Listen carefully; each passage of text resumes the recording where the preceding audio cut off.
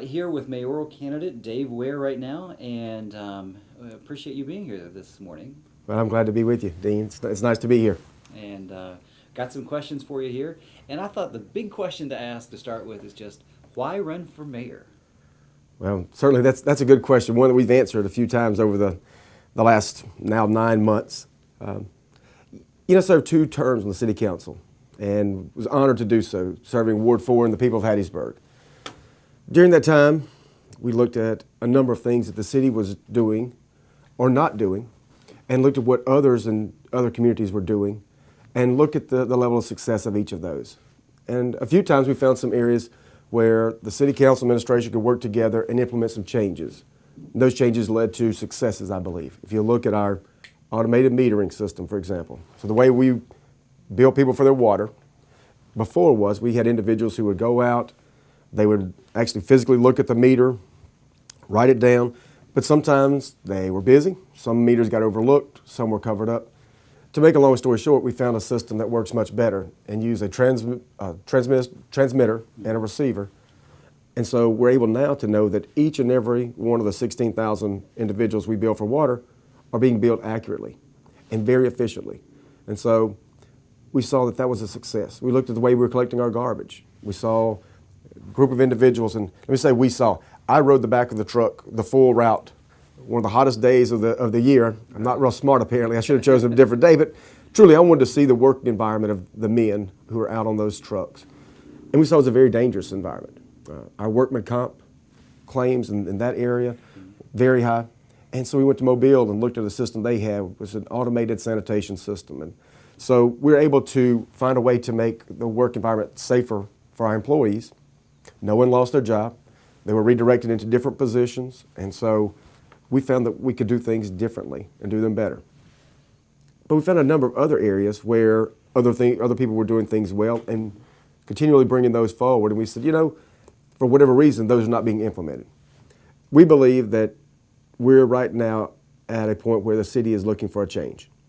And that's what we're offering. The ability to come in and say, with health care, with military, with higher education, the way that we have the 3 pivotal components of our community, we need to bring that together. We need to tie those entities together with the city. We need to be the conduit that says, as leaders in our community, we're going to provide a vision that says, if we work together, we can create opportunities for our community. Mm-hmm. Real opportunities for internships in the city for individuals, opportunities for individuals in our education system to come in and assist us in our primary education. So higher education, we have individuals who are majoring in science, individuals majoring in history. Let's get them plugged into our primary school systems, our public school systems. And we find then that we have mentors and tutors. So everyone starts going a little different direction. That rising tide raises all the ships. And so that's why I'm running for mayor. So several things that you've pointed out. You were on the council, as you said, for 2 terms. How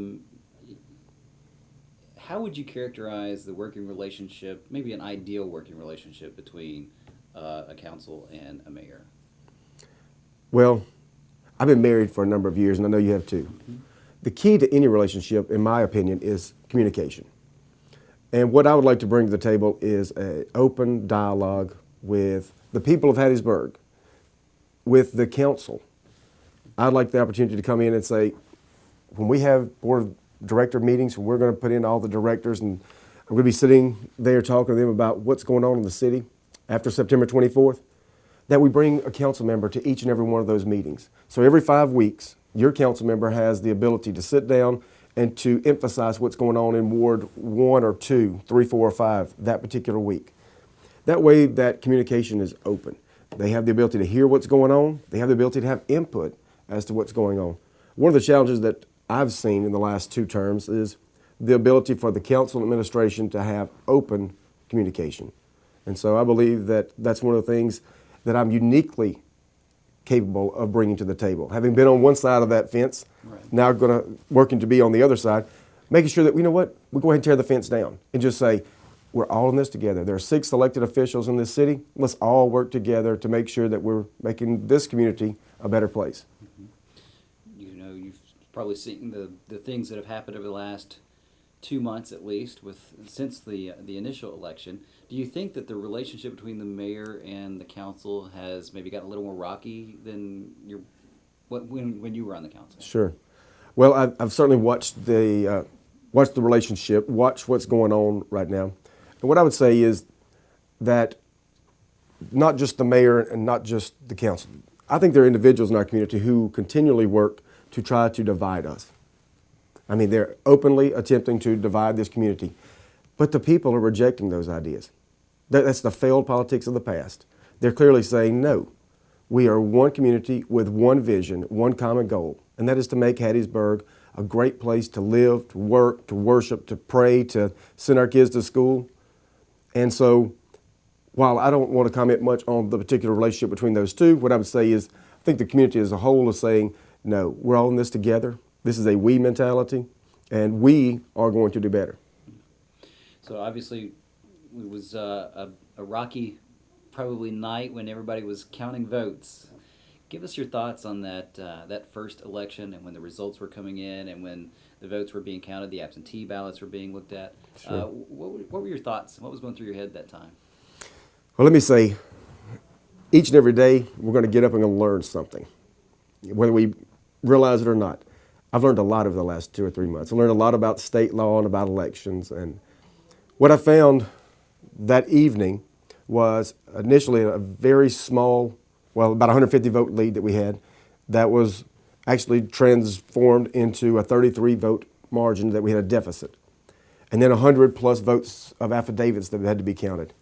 And truly, this is the third election I've been involved in, but I have to openly admit there are a lot of things that I didn't know about the law.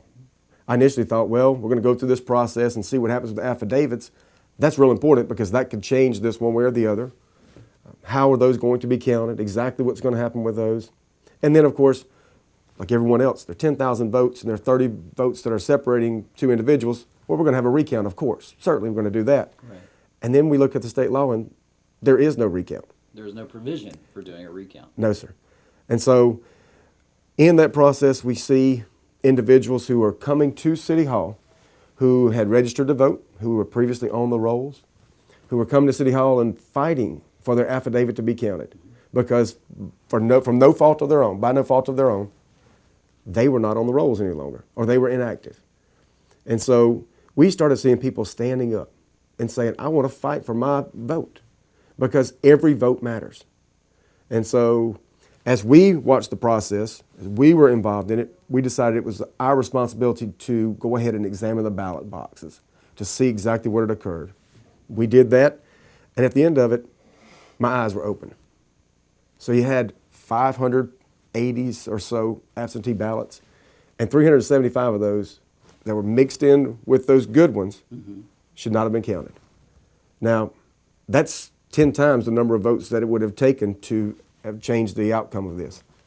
And of course, I think everyone who's going to be watching this knows exactly what occurred. We went to court, quite clearly proved the case that those ballots should not have been mixed in with the good ballots. And Judge Coleman did something, and I know I've heard a lot of individuals who feel one way or the other of the job he did. I want to be clear. The one thing he did that I believe is best for our community is he gave this back to the people and said, go back and do this again. It wasn't done right the first time. Let's go back and do it again. And of course, now we have 5 newly appointed election commissioners. I know that they're reaching out to individuals to work as poll workers. And so we believe that we have the opportunity to go in and do this correctly.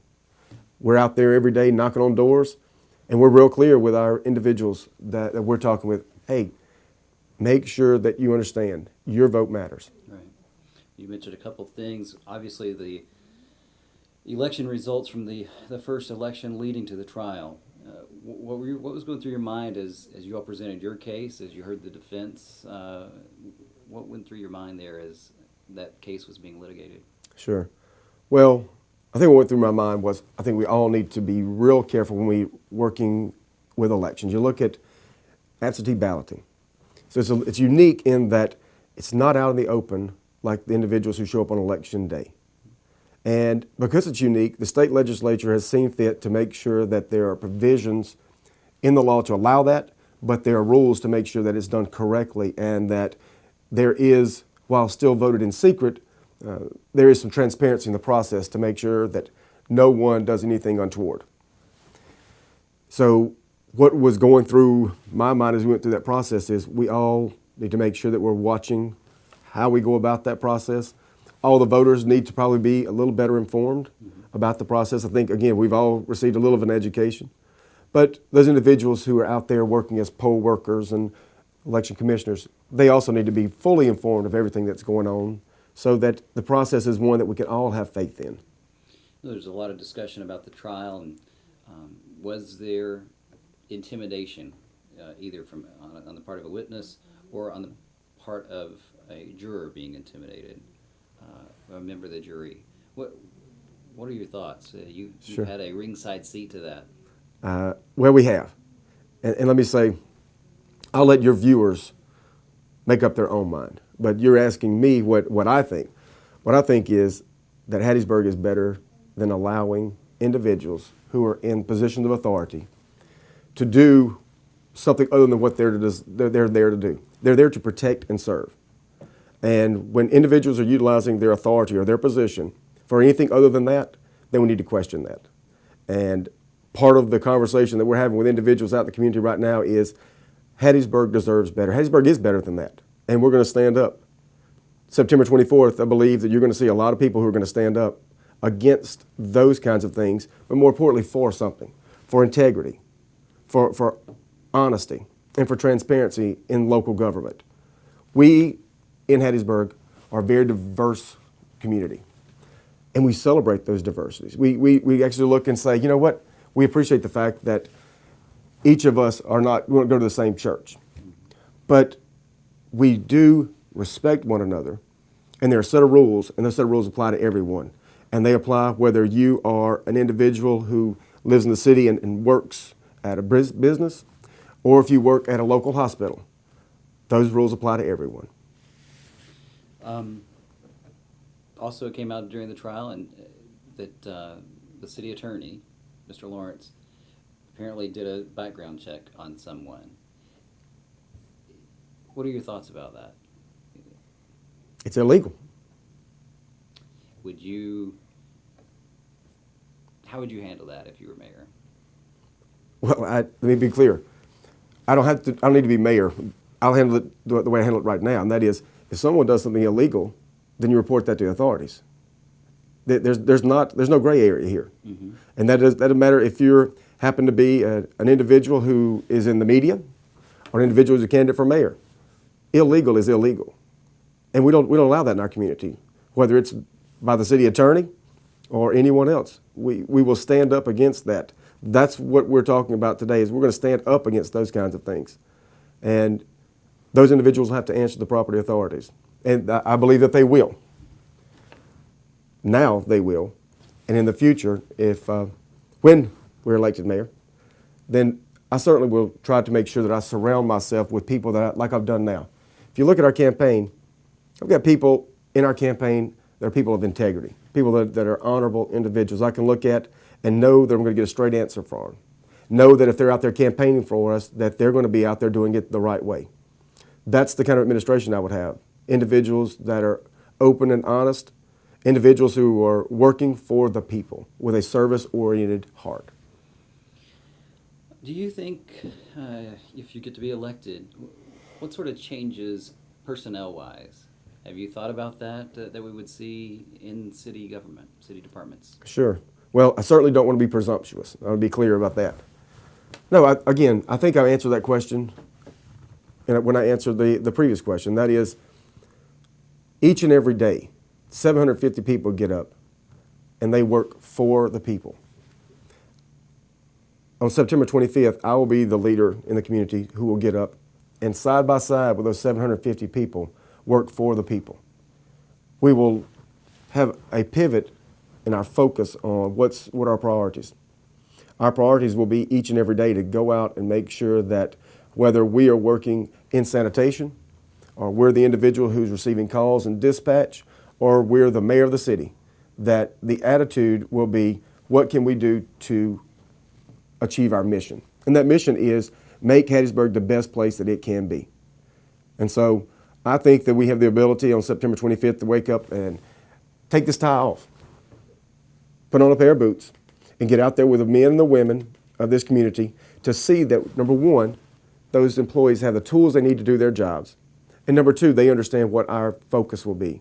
And so whether that's directors' positions or that's, again, the individual who's picking up the phone, answering the phone for some need that someone has, everyone will have the same vision, the same focus, and that is Hattiesburg is the best city in this state.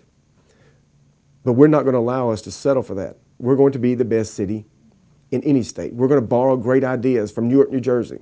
We're going to borrow ideas from progressive communities like Picayune, Mississippi, who realize that there are great things that others are doing, and we're not afraid to borrow those ideas. You see, we've done that already in a couple of instances I mentioned earlier. Let's do that. But let's also go about building a community, a group of city employees that realize that we want to promote within. We want to make each and every employee better every day. We want to be involved in allowing them to look at the next promotion and see that, hey, they have the opportunity to earn that and go about the business of helping them help themselves. I think when we do that, Dean, that's when we see individuals who get up every day not to go receive a paycheck, but they want to go out there and work for the people. Look, we've got great city employees. Right now, many of them have come to me, and their hunger is for someone who will come in and lead them. And that's what I look forward to doing. What do you think, whether you win, whether your opponent wins, where does the next mayor go from here? I mean, this is, at least on the surface, looks to be a pretty divided city at this point. Sure. Where does the next mayor go? Well, I think that you have to realize why we're divided, or why some are trying to divide us, because I don't necessarily operate under the premise that we are. I will absolutely agree that there are those out there who are trying to divide us. Let's question why. Let's look at those individuals and say, why would they be trying to divide us? Individuals are out there, and Dean, you're in this business, your skin gets a little thick because you hear a lot of things, and we hear rumors. Dave wears this, Dave wears that. I'm right here. Let me tell you where Dave wears. I'm right here. I'll answer any of those questions, regardless of how silly they are. I'm right here to answer those questions. So where does the next mayor go? I'll tell you where I'm going to go. I'm going to write to the people and say, here is our vision. We've talked about it for 9 months. Now let's go and implement it. And it's going to take all of us to implement it. But at each and every opportunity that we hear this and those individuals who want to divide us, come to me. Let's have this discussion. Let's have it right here with you. Let's have it anywhere that anyone else wants to have it. I'm happy to, because we realize that while those individuals are out there trying to divide us, the community itself is uniting. They're uniting. I've heard someone say that this is a movement. I think my opponent mentioned this is a movement. It is. It's a movement. It's a Hattiesburg movement. One that says no longer are we going to allow some deals to be made in some smoke-filled room in the basement of City Hall or some adjacent building. We're going to do things out in the open. You see, that's the difference between a public servant and a politician. A politician is out there because they need a job. Public servant is out there because they want to go serve the people. I sit before you as a public servant to try to say, let's go ahead once and for all and say, enough of that silliness. Let's start doing things the right way in Hattiesburg. And I believe that message is resonating with the people. So September the 25th, what I will do is try to wrap my arms around that and say, now that's our message from the last 9 months. Let's go make it our message for the next 3 years and 9 months. You mentioned that there are some rumors out there. What are some of the things that you hear that you just think are just things that the individuals are saying about what my view on education is, what my view on privatizing all the city jobs. Mm-hmm. My views are right here. I've been public with them. I'm on the record with you. I've been on the record with radio. I'm here to have that discussion with anyone, anytime. Mm-hmm. Education is the key component in our children's development. And we've got to be more than a city that just says, okay, our job is just to put up individuals for the Board of Trustees, put them in position, and wish them good luck. We've got to be engaging. We've got to be assisting our school systems in moving them in the right direction. We're seeing areas where we're doing very well. We've got some schools who are succeeding. Why are they succeeding? They're succeeding because individuals in the community are engaging. Now you see that the mayor's position doesn't have the ability to go in with some magic bullet. What it does have is the ability to go in and encourage others to get involved in the process, to encourage individuals who are working in our community, our bankers and our lawyers and our contractors, to say, take some time. Let's make it an initiative that we take time to go in and work with our school districts to find out what they need. And we're not talking about just a supply drive. While those are great and very much needed, we're talking about individuals who are committed to go in and providing 2 hours a week to go and mentor students after school. You see, our contractors are out there and they know a whole lot, these engineers and contractors, a whole lot about math. They do a lot of that. Well, they could come in and talk to our students about realistic examples of how that will affect their daily lives if they go into this certain field. I know a few attorneys now, a few more than I knew before. They know the English language very well. So let's talk with them about how they can plug into that. So while others want to be out there and making these great little made-up fallacies, I'm right here to answer the question about the reality. And the reality is we're not doing good enough in Hattiesburg, but we're about to start changing that, and we're going to start doing things better here in Hattiesburg. You mentioned the possible rumor about privatizing jobs. Is that something you would look at, something you have thought about? No, it's not something that I've thought about at all. Right. I think we've already given you an example where in 2 instances we found a way to make the environment safer for our city employees and provide a more efficient job for the people in this community. 0, be real clear, 0 jobs were lost during that. Individuals and families, we're very concerned about them. We made sure that they found a way to transition into another position in the city. Now, we look now and see that we have tremendous needs and a large workload. Let me be clear, on September 25th, many people said, well, what are you going to do? You know, I know you that there's been a long process. I'm going to tell you what we're going to do. We're going to get up and go to work like everybody else does each and every day. We're going to get up and go to work because those individuals are looking for something. They're looking for a leader that's going to be out there with them, someone that has an open door policy that says, yes, come tell me what's going on. Better yet, let me come to you and let's have a discussion while we're on the job, doing the people's work. And so another one of those things that you hear out there, but again, that's why it's important for us to have this forum. And I want to thank you, Dean, for allowing us to come in. This and other opportunities to have this discussion allows the people to hear from the candidates. And again, we're right here, willing to answer those questions anytime. I want to go back to the counting of the ballots and City Hall being left unlocked, and then the subsequent resignation of Eddie Myers. What's your thoughts about that? Mr. Myers served the people of Hattiesburg for a long period of time, and I thank him for his service.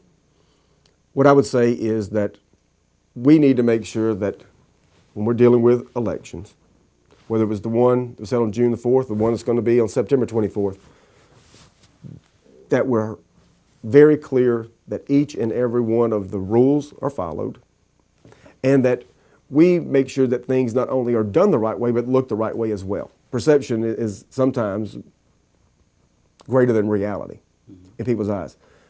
We don't know what occurred with the doors being unlocked, but we know that we've got to make sure on September 24th that things like that don't occur.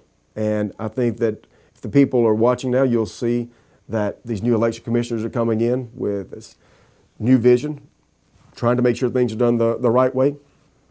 The deputy municipal clerk is being much more transparent with the way things are being done during the absentee process, which is going on right now.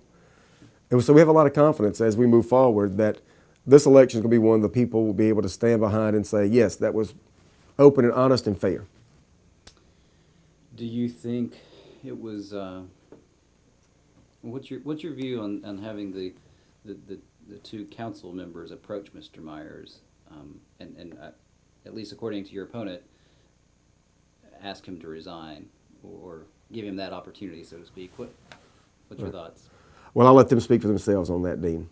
To be quite clear, I know Mr. Carroll and worked beside him for 7 years, as I know Mr. Bradley and Mr. Delgado and Mr. Naylor. And so I know that if Mr. Carroll chose to do that, there was a reason. I do know that he and Mr. Myers have a long-standing relationship and friendship. And so I would take him at his word that what he was doing was trying to go to a friend and saying, this might be the time for you to move a different direction. I have no reason to doubt that's why he was there. Okay. What do you see as the biggest needs in Hattiesburg infrastructure-wise? Well, we need to make sure we don't bring industry in here that pollutes our lagoons and costs us $37 million now to dredge the lagoon. We need to make sure that wood processing plants that want to come to Hattiesburg are not going to come and pollute our water like they've done in the past in Palmer's Crossing. We need to make sure that each and every one of our departments is working in harmony with another. If you look at very successful businesses, what you will not find is some department or some entity saying, it's not my job. What they're all about is going in and getting the job done. They have a mission statement and they follow that mission statement. So whether it's recruiting businesses into our community, whether it is transforming city services to a different way like we did with sanitation, whether it's going in and talking to our city employees about how that we want to make sure that they do get cost of living raises, but we also want to make sure that they're rewarded for a job well done. It's all our job. And we follow that mission statement of what, again, how does this, or does this make Hattiesburg better? Does it make it a better place? Do we provide city services better? I think the challenges are large. But I think that we're at a unique crossroads in Hattiesburg where we can say we're going to take the time and effort to reinvest in our community. If you go back and you study history a little bit, you look back around 1907, 1910, the city of Hattiesburg made a large commitment to the state to go in and build this teachers' college. City leaders then realized that it was going to take a bold move to make Hattiesburg the place it could be. Today, 103 years later, we have the University of Southern Mississippi, a world-class university that continues to be one of the engines that runs this community. Not so distant from that, you had a group of individuals here in this community who went to Washington and lobbied, and Dr. Crawford was able to bring to us Camp Shelby, just south of here. But you see, individuals in the community had a vision, and they invested in the future. And we see that again is another engine. Forest General Hospital is a grassroots program that developed by a group of young men coming home and saying, we need a hospital here for our community. So the things that we've been talking about, healthcare, military, education, all were bold moves by our community to say, let's go and make Hattiesburg a better place. Well, we're at that road again today. We need to make that investment in our infrastructure to build a 21st century system of water and sewer treatment, delivery, stormwater. You see, our streets are not failing because the asphalt is not good asphalt. They're failing because what's underneath the asphalt in those pipes is failing us. We've got to make that investment. We're today at that crossroads. We know if we do that, that will yield dividends in the future. And so, what are the largest needs? Well, let me give you a list and let you pick one, Dean. What you've mentioned the lagoon and the water treatment. Obviously, we know that the water bills in Hattiesburg are going to go up for two reasons. Obviously, I assume part because of the USA Yeast and the lagoon issue, number one. And then number two, there's some changes that are coming. Is that right, from the EPA on how you treat water? Is that correct? Sure. That's directly a result of the Clean Water Act, stating that each and every few years we're going to make sure that we're sending less contaminated water to our terminal waterways. So essentially, we've got to treat our sewer better each and every year. if we're going to send that to the water system. The city council made a pretty bold decision, though. They said, you know what? We're no longer going to pollute less. We're not going to just send something that's less bad to the Leaf River. We're going to stop that entirely. So the city council has made the decision to invest, just like we were talking about a minute ago, to invest in something that will be a long-term solution, so we don't every 5 to 10 years come back and have to revisit a problem. So that our kids can go out and look at this waterway that we have that no one has ever tried to take advantage of, the Leaf and the Bowie River, the Twin Forks, that our kids can go out there and use that our community can realize that there are recreational opportunities that are a mile down the road from them, that are 10 miles from just about anyone in the Pine Belt area. So we're going to now go about using 21st century technology to treat our water system. And so our sewer will be pumped, utilized as a land application as fertilizer. We'll grow a product there, whether that's timber or fiber. We'll grow that. We'll then be able to sell that to the open market. Why is that important? Well, again, you find the solution that's going to provide you a 30 to 50 year fix. You don't just patch any longer. You find long-term solutions. And then on the backside of that, you think far enough ahead to say, well, we can reduce the amount of increases that are going to occur because we're going to have a product that at the end of the day we can sell and reduce those hikes that you're going to see in your water and sewer bills. They're going to have to go up, yes. I think that we've already seen the City Council recently has adopted some increases. Let's make sure that as we're paying more for our services, that we're getting the services that we deserve, that we don't just pay more to pay more. We don't just pay more for some short-term fix. We need long-term solutions. What about the lagoon issue? It seems like it's been dragging on forever and ever. What's and you, of course, being in that unique position of being on the council, have had some insight into that. What's the solution there? I mean, is it the company's fault? Is it the city's fault? Is it and who ends up really having to pay? Sure. Well, there's certainly if one wants to play the blame game, there's enough of that to go around. So let's talk about how we fix it. One, we make sure that in the future we don't allow entities to come in here without very strict guidelines on what they can send us. If they're going to send us sewer, if they're going to send us some wastewater discharge, then we make sure that we're very clear with what they can send us. That we didn't do that in 2001. We invite industry here that has a proven track record of making sure that they're good neighbors. Now, I don't want to throw any business under the bus, but the city has now renegotiated a contract with that particular company to make sure that they're building a pretreatment facility so that what they send us is not going to be as caustic, not going to require as much treatment. And then again, we've got to go in the lagoon, though, and repair the problems that we've had, or we've created for the last 12 years. And the people, especially the people that are east of Highway 49, get to deal with these, I think others have called it smell events. Let's be clear. This unfortunate event that we get about 3 or 4 times in the spring, sometimes this last spring was much more than that.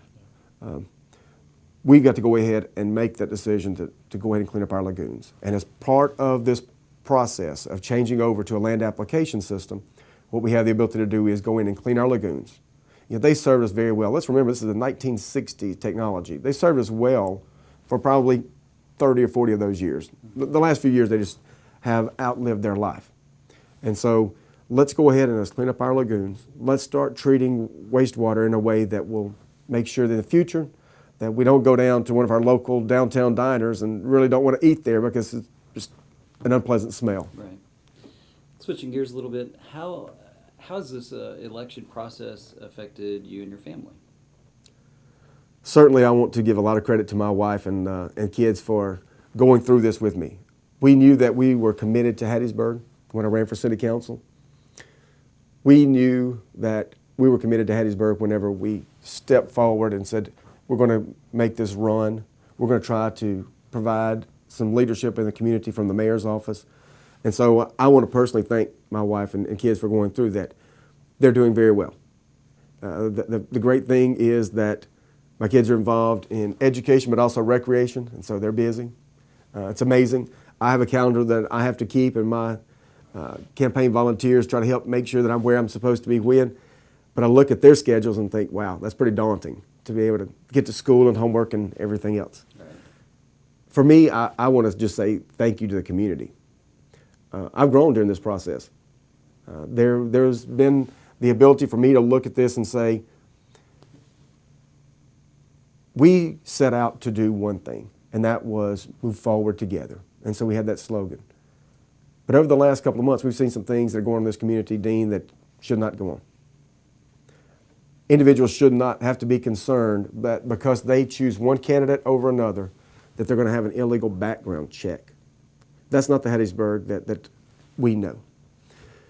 We have looked and seen other individuals use their position of authority in ways that are not becoming.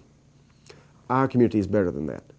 And so I've grown, and I said, we're going to move forward together, but first we're going to stand up. And we're going to look squarely in the eye of those individuals who are out there doing things they shouldn't be doing and say, no, not here. We're going to stand up against that. We're going to stand up for people who are concerned to stand up for themselves. You mentioned intimidation earlier. Yes, there's been some intimidation, some voter intimidation. There's a young man who returned home from San Antonio, Texas after the election to find that someone took the opportunity to make sure that he got to vote, and he wasn't even here. Hattiesburg is better than that. And so you ask about me and my family, we're doing well. But I'm more resolved than ever to see that Hattiesburg is the place that we know it can be. And if that requires us to stand up together, well, on September 24th, we're going to all stand up. We have the opportunity together to stand up and say, we're going to reject those failed politics of the past and embrace a vision that says we as a community can move forward. And you individuals who are doing things that you shouldn't be doing, we're watching, and you're going to be held accountable. Are you, I know I've extended an invitation to Mayor Dupree's camp for a forum or an exchange or a debate. Are you all open to something like that? My university had this slogan that it's been using for the last few years, and that's the University of Southern Mississippi. And it goes anyone, anywhere, anytime. We're willing to have this discussion anywhere, anytime, because we know that Hattiesburg is interested and engaged in what's going on, and they need to hear from the candidates. So I'm here and prepared to have that discussion whenever. We've covered a lot of topics. Maybe we left some out. Is there something that you can kind of think of or that you've thought of that maybe we didn't touch on, but you might want to communicate to people who are watching this? Sure. Well, every vote matters. That's what I want to make sure that people understand.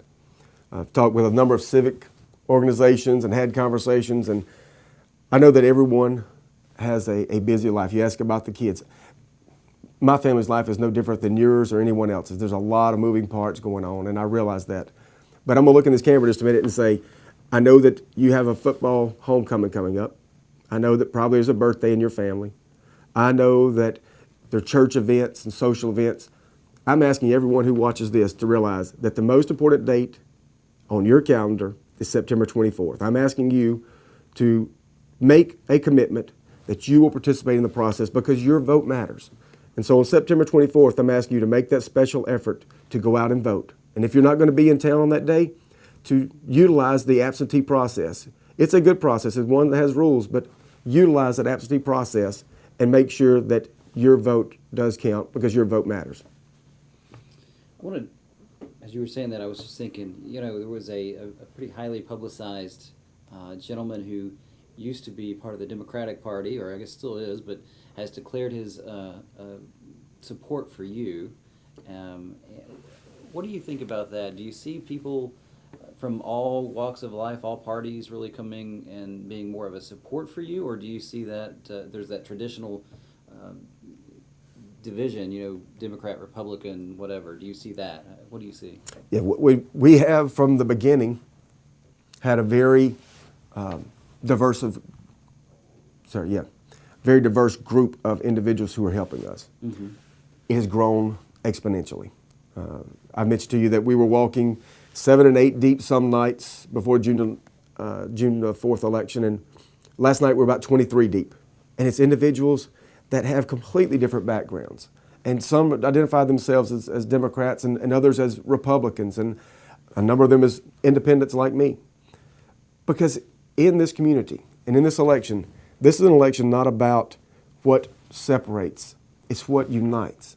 It's about what we all share. And I mentioned this earlier in the interview, so I don't want to be repetitive, but we all get up and want the same thing each and every day, most of us. And that is a great place for us to live, a place that we can proudly call home. And that's the Hattiesburg that I think that individuals want. I've said to many, and I think I've said to you before, Dean, you know, Hattiesburg is not just a place on a map. It's not a geographic location. Hattiesburg is a state of mind. It is that we have the unique assets here that only are present in Hattiesburg. We are, in this state, we claim to be the birthplace of America's music, and I believe that we are. But let's be clear. Hattiesburg, Mississippi is the arts and cultural destination of our state. If you want to hear fine symphonic music, you go and listen to the University of Southern Mississippi Symphony. If you want to hear a band that's an Emmy-winning band, then you go to one of the local establishments and you go listen to that music. You go downtown, you walk during Art Walk, and you see this great group of individuals who come together. We have that. You couple that with all the other things that we have in this community, and we realize that we're a wonderful group of individuals here who want the same thing. And so, yes, we're honored to have those individuals from differing backgrounds and different political persuasions and religions that come with us on this journey, because we know that we're on the side of making things right here in Hattiesburg. Hattiesburg Mayoral candidate Dave Ware, and we appreciate you coming and again being a part of this morning, and we're going to put this up for everybody to view, and wish you all the best. Thank you, Dean. Appreciate that. Thank you.